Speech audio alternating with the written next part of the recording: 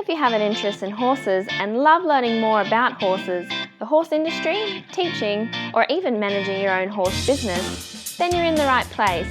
We would love you to join us on our mission, which is to improve the lives of horses around the world through the education of riders, handlers, and trainers. So get comfortable, listen in, and enjoy.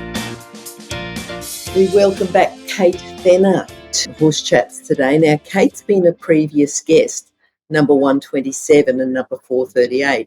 But this time, instead of coming on as Kate Fenner, she's coming on as Dr. Kate Fenner. So, Kate, we talked about a PhD in the studies last time, and we'll talk to her about completing a PhD this time.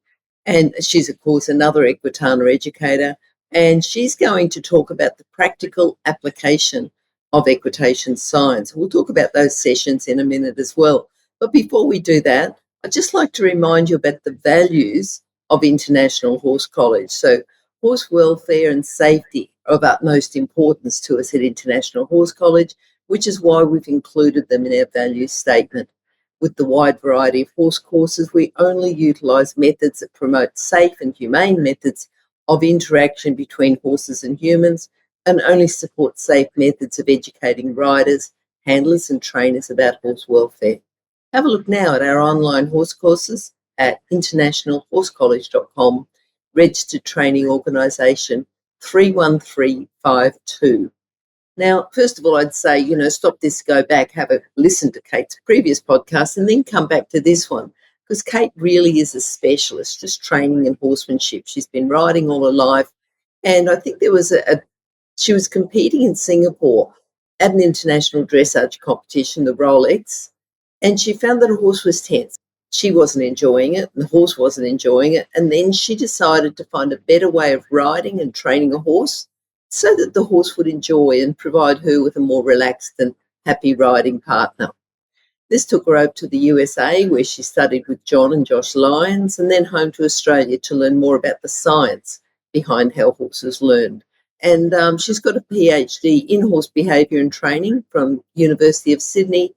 And Kate's also just continued to help riders around the globe with their horses. And Kate is, of course, qualified with both the British Horse Society and Australia within her coaching and instructing life. Kate, welcome back to Horse Chats. Thank you very much, Glenys. It's lovely to be here. Kate, I love having you back anyway, but since we chatted to you last time, tell me a bit about finalising your PhD and anything else that's relevant to the last time we talked.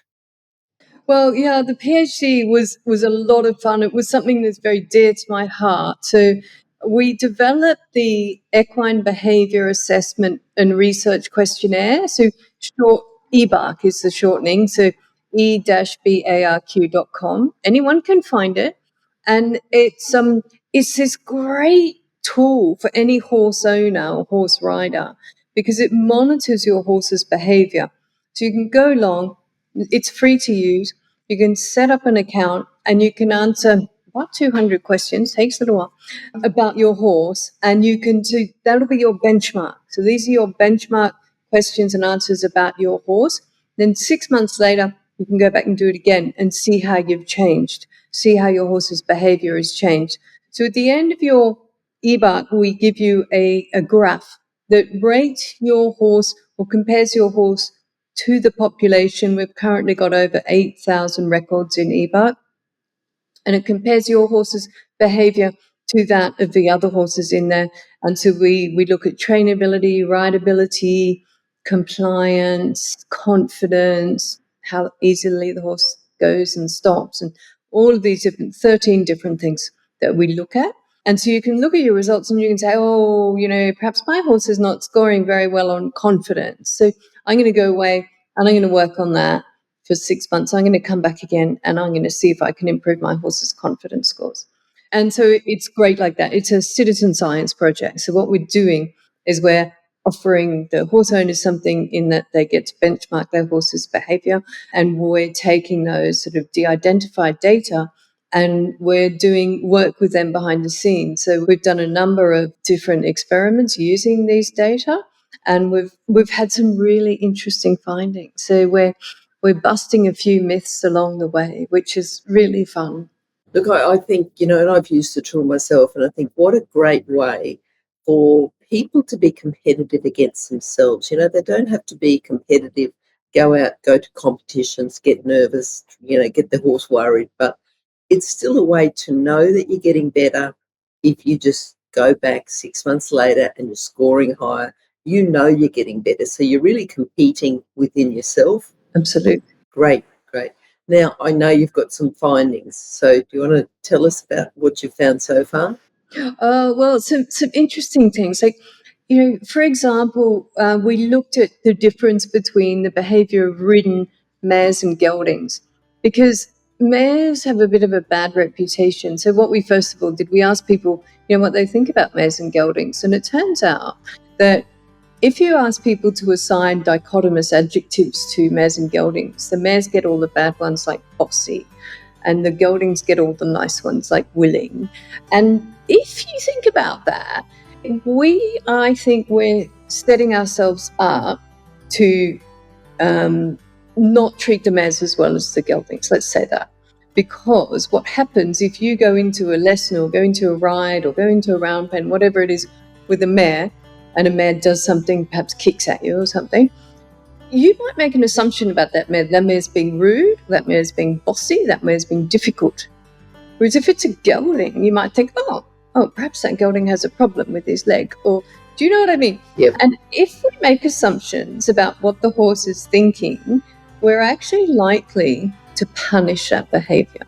So it makes us quite reactive. And so it's important that we understand that, actually what we found with no differences between the ridden behavior of mares and geldings, we found that geldings chew on ropes a little bit more or rugs, things like that. Geldings are a little bit more mouthy, and mares might be a little bit harder to catch. But they were both ground behavior things. So that was really interesting. We did another study with the EBUNK data, which looked at the difference in behavior of horses that were ridden and trained by men and those that were only ridden and trained by women. And we found some differences there as well.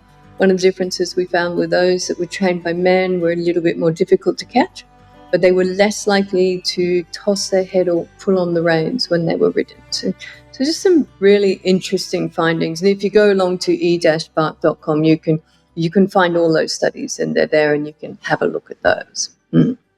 Kate, worse than mares, the chestnut mares. Was there any difference in the colours between, chestnut mare and any other colour? We've found no colour differences as yet. We haven't specifically gone to search the data for chestnut mares.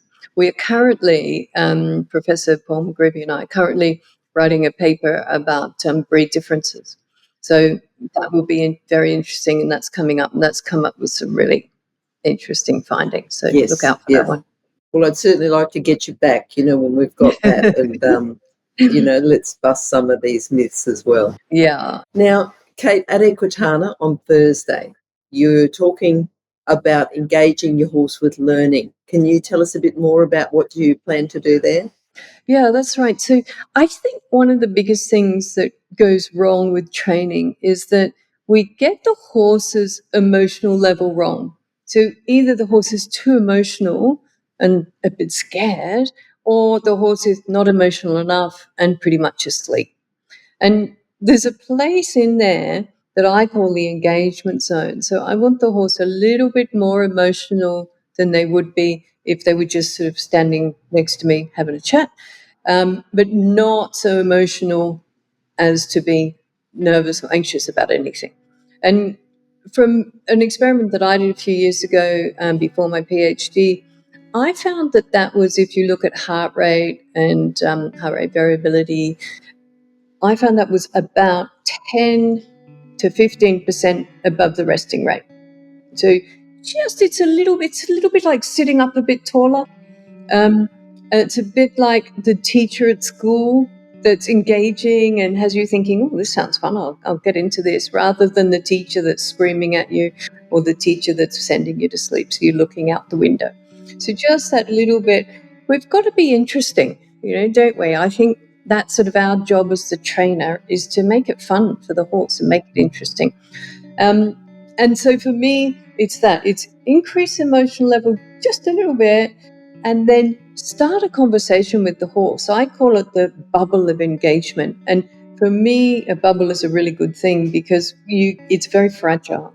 And if the horse gets too emotional, the horse is going to raise its head and prick its ears, and the bubble is going to burst. So we need to keep the horse in this bubble, and it's a communication thing. So what I start everything with is a give to the bit lesson, which is just a sort of pressure release reward lesson, where I pick up pressure on a rein or a lead rein if the horse is only wearing a head collar. I ask for a response, a movement of the head, and then I release and reward that.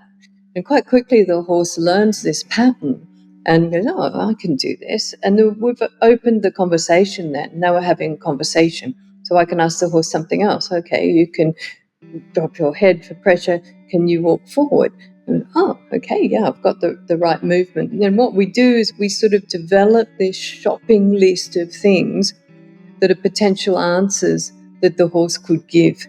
And we always use that same sequence so that the spot on the horse we want to move, we need to have that in our head. The direction we want that to go, we need to have that in our head. Then we need something to motivate the horse to move that spot. And that might just be our voice. It's usually some sort of pressure. It might be our voice. It might be the whip. It might be a rein. It might be a leg, something. Then we release that pressure because the pressure and release has to go together. And then we reward the horse for getting the right answer. So it's what we call combined reinforcement. We're using positive and negative reinforcement together, and we're avoiding punishment altogether, punishment correction. Because what happens when we start using correction is the horse's world becomes quite unpredictable. What I want the horse to do is relax and look for answers. So if the horse feels or hears some pressure, the horse knows, okay, I've got to move something. What might this be?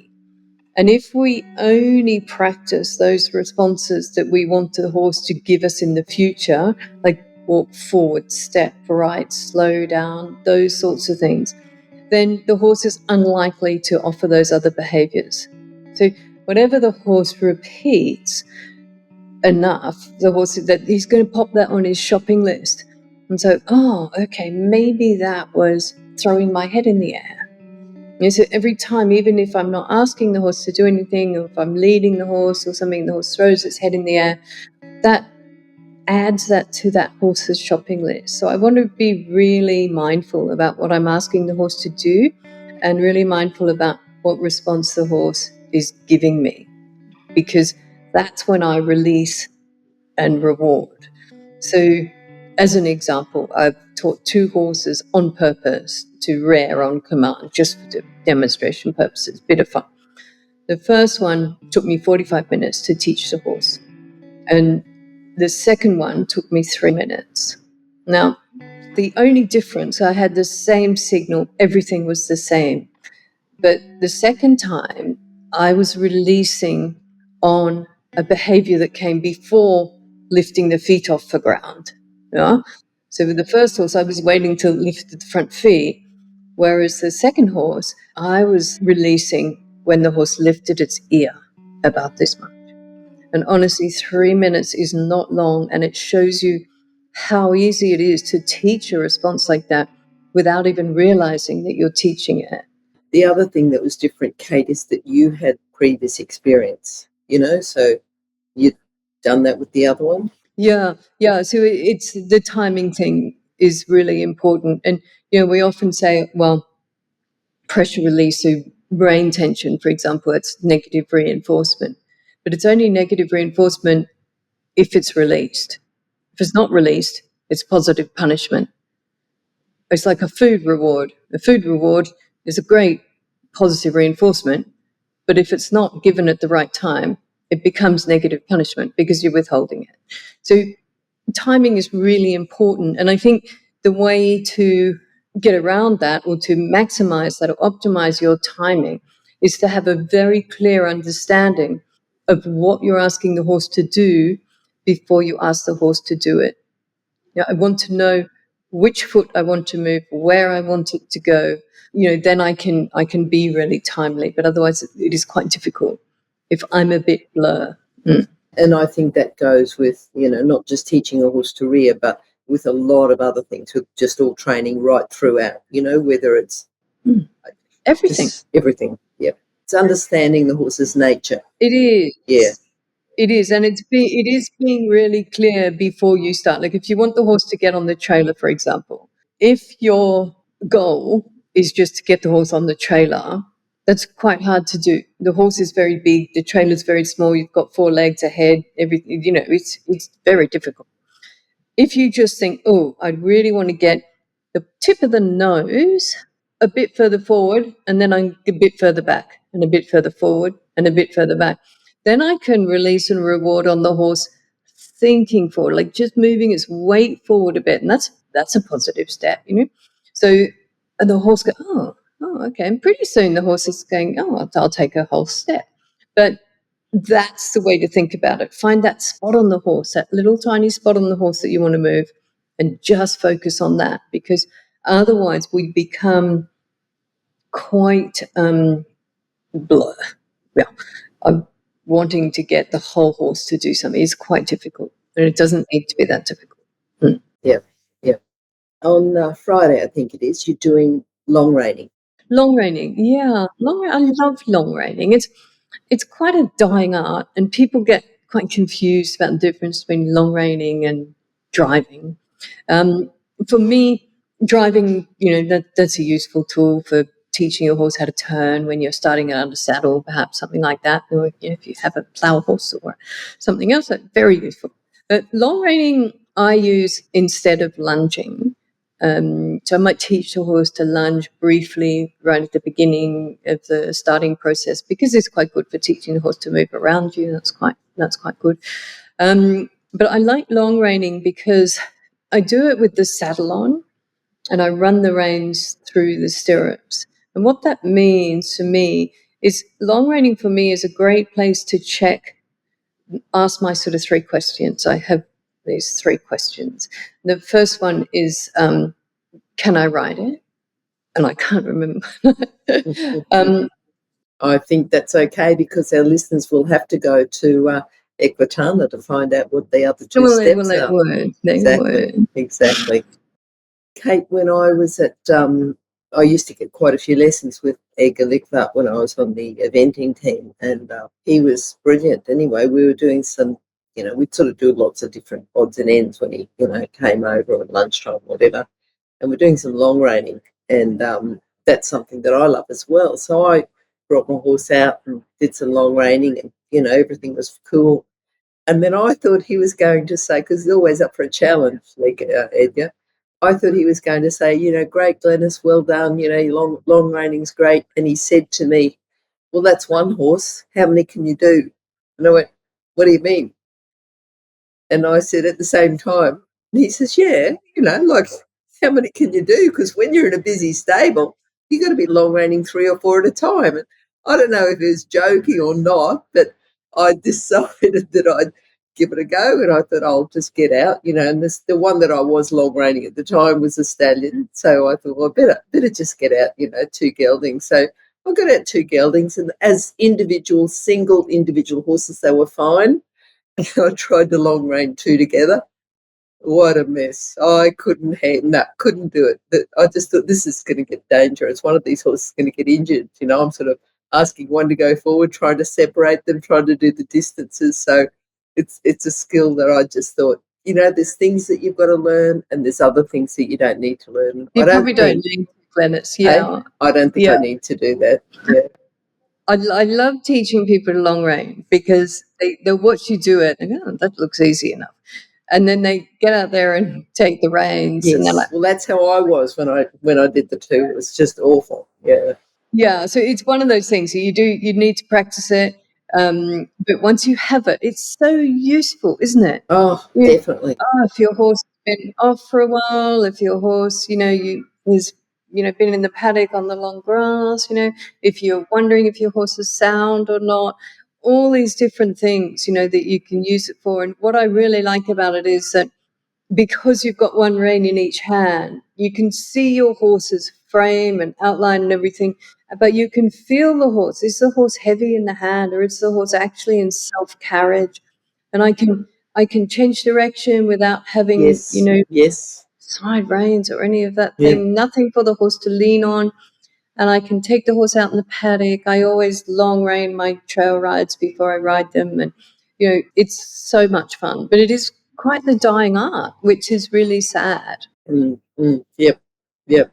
No, I think that's a really good one for people to go to then, not just to find out step 2 and 3, but, to just go and have a look. And if you are going to do it, make sure you do it with a quiet horse that doesn't have a kick tendency. Yeah, so I think that's one of the things at Equitation that I'm going to be doing is not, I won't spend too much time showing the horse long reining because that's easy enough. But it's the habituation work that comes before. That's where we need it to be safe for you and for the horse, and because it can end up quite messy quite quickly. And so I've got a young horse that's coming down that hasn't long rein, so we can see that horse, learning the lesson, which I think is always good. And we'll see how we go. Be fun. Okay, just one other thing, and I know we've talked about this previously. You've competed dressage, jumping, western, polo. Have you got any preference for any type of riding? You might say, look, I don't compete anymore. I just prefer trail riding, or you know what? I know you do a lot of work on the ground and you really love that, but do you prefer the work on the ground? Do you prefer, just tell me a little bit of what you Yeah, like it's to a do? great question. It's a great question. I don't compete anymore. I judge quite a bit. I love groundwork because it keeps me safe in the saddle. And I'm always on the ground. I'm always mentally riding the horse. I really love to ride, but I think it's fairer on the horse to teach everything you can on the ground before you get on. It's much easier for the horse. It's much simpler, and there's no reason why you can't teach everything from the ground. So in my I've got a training program online, and we do everything from the ground first, and then under saddle. And so we long rein quite early on as well, so that we can get those canter transitions and all of that sort of thing. But even hindquarter control, we start that on the ground. All the lateral work, we start on the ground.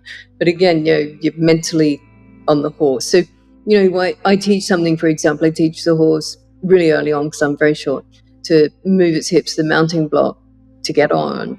And that's a lesson, in about 5 or 10 minutes, you can have your horse side passing on the ground really easily, because all you're doing is connecting the signal to the hindquarters to come towards you. And a lot of people say to me, "Oh, do you teach that on both sides?" No, so no, I don't, because it's not a signal I can use from the saddle. So I can teach the horse to side pass to the right under saddle, but I can't give the horse the same signal under saddle. It's a ground signal, it's a click your fingers. Can't do it in the saddle, so it's not of any use to me. So no reason why I shouldn't teach it, just because you can and it's fun. But for me, no, I'm mentally on the horse, and that gets me on the horse, and then Well, I think there's so many things that you can teach your horse to do, but you've got to work out what you want. What's yeah, the result that you want, and what yeah, your priorities are, and go from there. Yeah. yeah, absolutely. And I like the way that you said that I'd like to do all this stuff on the ground because it makes it safer when I get in the saddle, and we're all about safety. Yeah, yeah. And you can assess the horse much better from the ground. Yep. Like, Yep. how For is this? sure. We don't teach the horses anything terribly complicated, really. And so, if you can make it clearer and easier for the horse on the ground, why not do that? Kate, I've got another question, and this is sort of going back to your PhD. If someone's at school, just left school, they might be doing a bit of study and they think, oh, I want to study, I want to do this. And things always progress from one thing to another to another. It's a bit tricky you don't just go and enroll in a PhD program. Have you got hints? Because, for a degree or a master's, you can look online, see what courses are available and enroll online. What would you say about doing a PhD, and what's the best way to enter it? Yeah, look, it's hugely rewarding. And I had to go back as an adult learner, and I hadn't finished my undergraduate degree. So I went back and did equine science because I thought, that'll be relevant. But as a sort of, 40-something-year-old, then being told that I had to, my first lesson was chemistry, it was pretty scary. But, we get through these things. and that was a lot of fun. And then as I got sort of to my honours year, I was told that if you do an honours year, that you can get straight into a PhD without doing a sort of master's. So I did that. But I think the thing is to work out where it is you want to be and then get to know those people, because there's a lot of really friendly people in equitation science. So if you join the International Society for Equitation Science, they're a wonderful group. Anyone can join. You can join as a student member. It's pretty cheap. Is it isis.org? Equitationscience.com. Okay. We'll put a link there. Yeah, put a link. That'd be good. I'm the junior vice president there at the moment, and there's just some really great people. And we're doing a lot of things on social media. We're doing podcasts. We're doing Meet the Author. It's a great place to network, get to know people, and get some ideas about, what you might want to do. Because a research PhD is a lot of fun. It's a lot of work, but it's a lot of fun. Yeah. Wonderful. Kate, is there anything else that I should have asked you but I haven't? I don't think so. But I'm looking forward to seeing you next week at Equitana. Yeah. I think that'll be really good. Really looking forward to that. And looking forward to catching up with quite a lot of people that we've had on the podcast as well. I think at the moment you're the second last, Kate. We've got someone else is after you. And then all the audios and podcasts and everything should all be published before Equitana. The videos might come a little bit later because they take a bit longer, but we'll certainly get them out, try and get all the audios out before Equitana.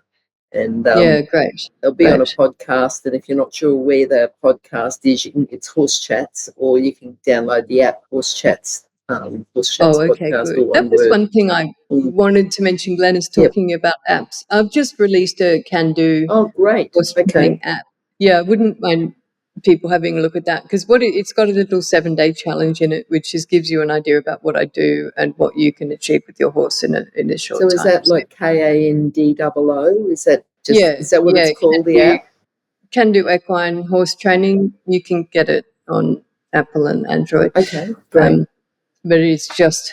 We might put those details down as well. Yeah, super. Yeah. So everyone, especially if you've already listened to Kate's previous chats, you'll know that you go to horsechats.com, you can search for Kate, search for Fenner, and just down the bottom of her page, it'll be all the contact details and, other links that we've talked about will be there.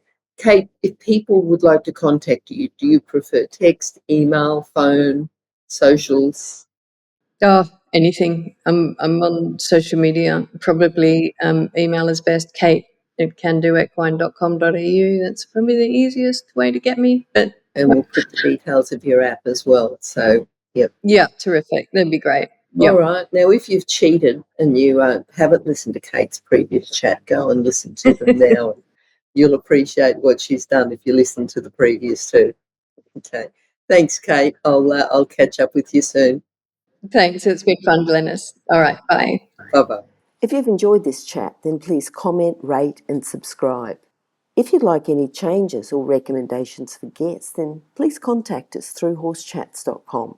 And while you're online, have a look at the government-accredited courses at internationalhorsecollege.com. Registered Training Organisation 31352. Remember that our comments and instructions are general in nature and do not take into consideration your individual horses or your individual ability and circumstances. If you enjoyed this podcast, then please leave your comment below.